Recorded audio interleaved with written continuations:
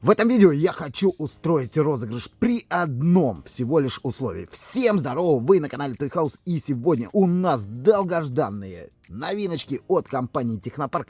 Как вы меня просили, многие писали комментарии. А если ты не в курсе, да, у Технопарк вышли крутейшие новиночки. Я считаю, это одни из самых, может быть, лучших моделей. Ну, по крайней мере, пока смотришь на них в коробочке. Вот такая у нас копеечка, ребята. И будет еще Запорожец. Давайте начнем с копейки. ВАЗ-2101. Серия у нас ретро-автомобили. Вот такая вот красивая идет. Еще говорили, писали про Москвич. Но Москвич я пока что не видел. Поэтому сказать ничего не могу. Итак, давайте вскрываем. Кстати, здесь практически все модели, которые у меня были уже на обзоре. Открываем. И вот так вот все это, видите, завернуто, хорошо упаковано. Вижу небольшой, так сказать, косяк по покраске. Вы можете его увидеть. Ну, ладно, давайте это, да, пропустим.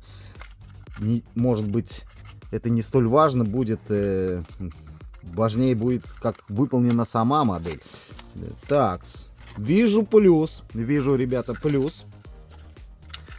Это нет вот этого бугра, как мы привыкли, да, у технопарковских моделей.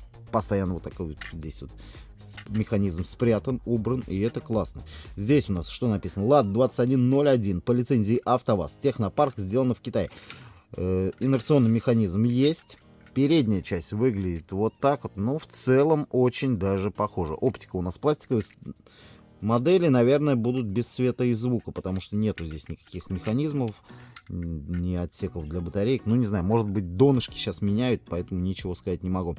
В целом похоже. У меня в коллекции есть ВАЗ-2102, но в целом она та же копейка, да, только универсал. Мы сравним размеры, покажу вам, насколько отличаются, ну и вообще передняя часть. Задняя часть, оптика пластиковая, идет просто у нас в одном цвете. И здесь надпись у нас Жигули. Жигули, и что-то там прям еще написано.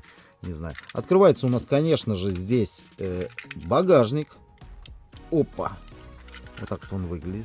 У меня копеечка есть в масштабе 1.18. Если вы не видели, можете посмотреть. Вот там вообще зачетная модель. Открываются двери. Капот у нас не открывается. Капот не открывается. Окрашены у нас поворотнички идут в оранжевом цвете. Ну, резиновые покрышки на колесе, соответственно, колпаки, и открываются двери. А салон у нас, ребят, ну, не очень, мягко говоря, прям совсем не очень. Дворники, кстати, дворники сделаны вместе с лобовым стеклом. Открываем здесь. Ну, в принципе, в целом, для конверсии каких-нибудь переделок данная моделька вам, конечно же, подойдет в коллекцию.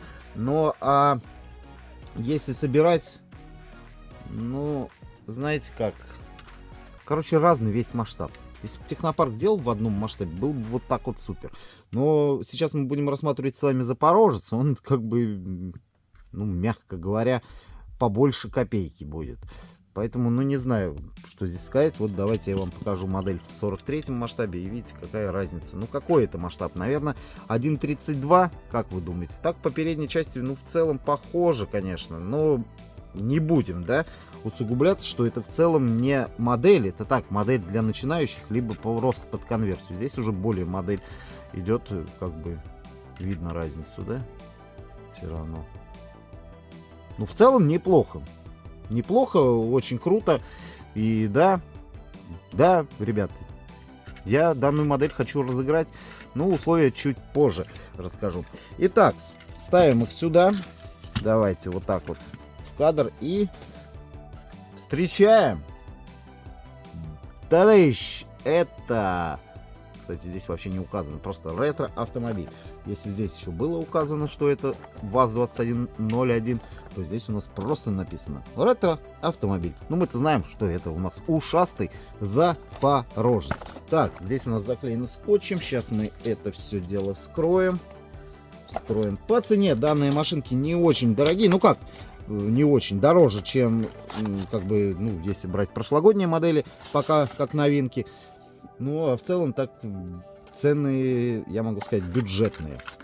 целом бюджетная. Вот, посмотрите, так-то вот сбоку вообще зачет. Я ничего не могу сказать, очень классно смотрится. Кстати, на копейке на номере у нас было написано УАЗ-2101. Здесь у нас что?